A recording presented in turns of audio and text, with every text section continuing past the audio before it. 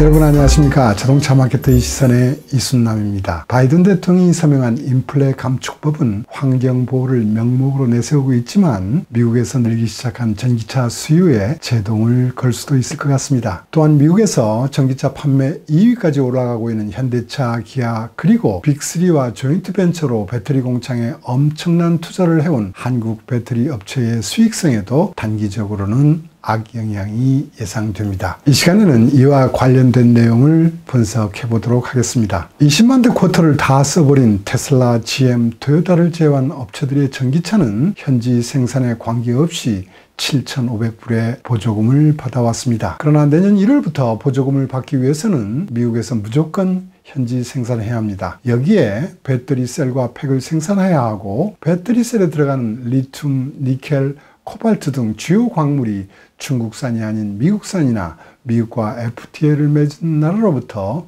조달한 것을 써야 합니다. 매년 강화되는 이 두 가지 규제에 대한 상세는 미국 재무부가 정하게 될 것입니다. 이 법은 EU의 3단계 CO2 규제와 비슷한 점과 다른 점이 있습니다. EU는 35년 내연기관 판매 금지라는 규제와 함께 30년의 CO2 배출가스 규제치를 추가적으로 강화했습니다. 그러나 이 규제로 인하여 환경차는 많이 팔리고 있지만 정작 이득을 챙긴 곳은 유럽의 각국 정부도 아니고 메이커도 아닌 동아시아에 있는 배터리 업체였습니다. EU는 이를 막고자 2단계로 배터리 생산에 필요한 광물 채굴부터 배터리 제조, 전기차 생산, 폐기, 리사이클까지의 라이프 사이클 전 단계에서 CO2를 규제합니다. 이러한 규제의 움직임으로 중국, 한국 배터리 업체들은 재생에너지 비율이 높은 유럽에서 공장을 짓게 되었습니다. 그런데 향후 엄청난 수요가 예상되는 주요 광물의 광산권은 중국 업체들이 대부분을 차지하고 있기 때문에 EU의 입장에서는 이것이 새로운 리스크로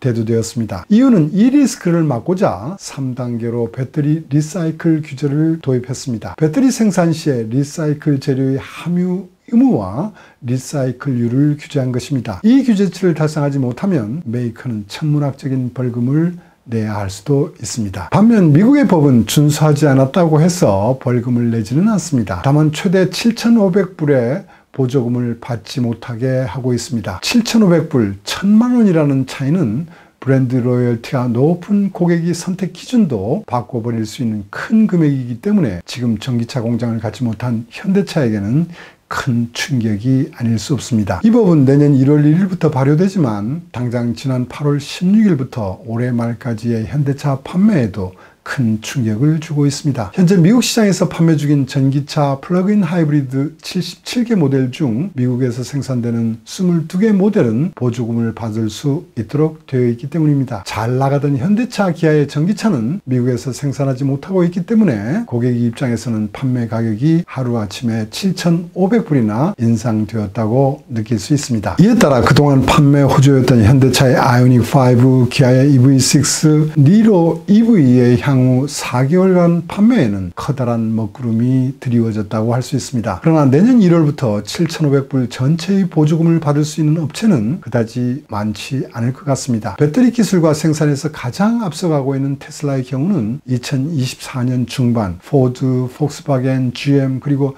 GME 플랫폼을 이용하는 혼다는 25년, 현대, 토요타, 리비안, 볼보 등은 26년 이후나 되어야 7,500불 보조금 전체를 받을 수 있을 것으로 예상됩니다. 왜 이렇게 전망되는지 하나하나 설명을 드리겠습니다. 배터리 셀과 팩을 북미에서 생산하게 되면 전체 보조금의 반인 3,750불의 보조금을 받을 수 있습니다. 현재 북미의 배터리 공장이나 건설 계획은 테슬라, 파나소닉과 토요타 그리고 미국의 빅3와 한국이 배터리 3사와 합병한 공장과 한국의 SK가 직접 투자한 공장이 있습니다. 테슬라는 파나소닉과 조인트 벤처한 네바다 공장, 직접 투자한 프리몬트의 인근 공장, 텍사스 공장에서 배터리를 직접 생산하고 있고 파나소닉은 단독 출자한 공장 계획도 있습니다. 일단 테슬라는 내년부터 3,750불의 보조금을 받을 수 있는 자격이 됩니다. GM은 한국이 LG와 합병으로 얼티엄 배터리 공장을 전개하고 있지만 공장별로 22년부터 24년,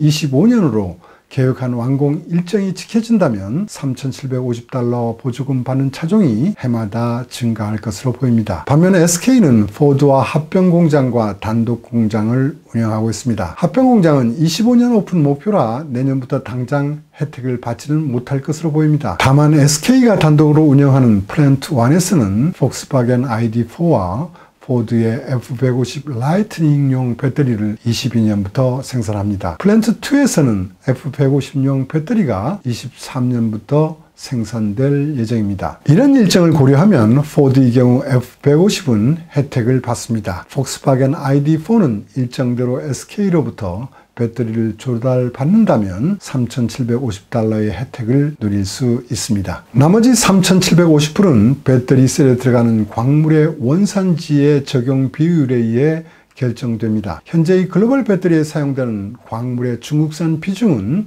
75%로 추정되고 있습니다. 당장 내년에 그 비율을 낮춰야 하기 때문에 혜택을 받을 수 있는 메이커는 매우 적을 것으로 예상됩니다. 이렇다면 당장 내년 미국에서 생산하는 전기차와 수입되는 차의 실질적인 가격 차이는 최소 $3,750 정도가 될 것입니다. 종합하여 보면 지금 당장 한국산 전기차는 앞에서 설명한 대로 22개의 모델과 직접 경쟁하는 차들과 $7,500의 가격 차이가 나게 됩니다. 현대차는 조지아주에 25년에 30만 대 전기차 전용 공장 건설을 목표로 하고 있습니다. 중국산 광물을 쓰지 않고 대응할 수 있는 시점을 26년 초 정도로 내부 검토하고 있기 때문에 26년이 되어야 $7,500 전체의 보조금을 받을 수 있을 것으로 보입니다. 이러한 상황을 고려하면 경쟁사와 보조금 차이는 23년부터 24년까지는 $3,750 플러스 알파로 축소될 것입니다. 그러나 25년이 되면 다시 $7,500로 늘어났다가 26년 정도가 되면 차이는 없어질 것으로 보입니다. 핵심 차종인 아이오닉 5 EV6 세그먼트에서는 보조금 지급 대상이 될 GM의 블레이저와 이퀴낙스 EV는 시장을 먼저 선점했던 포드의 머스탱 마키와 폭스바겐 ID4와 선두 자리를 놓고 치열한 경쟁을 하게 될 것입니다. 현대차나 기아는 이들과 경쟁을 하기 위해서 가격 전략을 재수립한다든지 인센티브를 확대한다든지 하는 방안을 고려할 수 있지만 현실성은 없습니다. 미국에서 판매 감소분을 유럽 시장에서 확판하는 방안이 지금은 더 현실적인 대안이 될 것 같습니다. 승용차 생산을 중단하면서 픽업과 SUV로 집중하던 GM과 포드는 전기차와 배터리 자율운전차 개발에 막대한 투자를 해왔습니다. GM은 25년까지 30차종의 전기차를 개발하여 100만 대를 판매한다는 계획입니다. 포드는 23년 60만 대, 26년에 200만 대를 판매한다는 계획입니다. 뚝심 있게 추진해온 전략은 바이든의 정책으로 가속화할 수 있는 계기가 되었습니다. 바이든의 정책은 전기차 기술에서 가장 앞서가고 있는 테슬라에게도 날개를 달아준 형국이 되었습니다. 테슬라는 10번에 걸쳐서 17,000불이나 모델 Y에서 인상했지만 여전히 판매는 잘 되고 있습니다. 상반기 미국 시장 프리미엄 브랜드에서 1등을 하고 있고 모델별 판매에서도 압도적입니다. 이번 브랜드 로열티 조사에서도 업체 중 가장 높은 평가를 받았습니다. 테슬라 차를 구입하는 사람들은 테슬라 차를 최고의 성능, 최고의 기술을 가지고 있다고 생각하여 보조금 없이도 구매를 해왔습니다. 특히 캘리포니아 같은 주에서의 고객층들은 테슬라의 혁신에 큰 밸류를 주고 있기 때문에 가격에 덜 민감하고 브랜드 로열티도 가장 높게 나타나고 있습니다. 수요가 공급을 초과하면서 모델 3는 89일, 모델 Y는 175일 정도를 기다려야 합니다. 아예 모델 3 롱 레인지 버전은 23년에야 주문할 수 있는 상태가 되었습니다. 이번 법으로 인하여 보조금 지급 20만 대 쿼터 제한이 없어지면서 모델 Y 사이버 트럭은 보조금을 다시 받을 수 있게 되었습니다. 모델 3는 현재 BMW i4 폴스타 2와 경쟁하고 있는데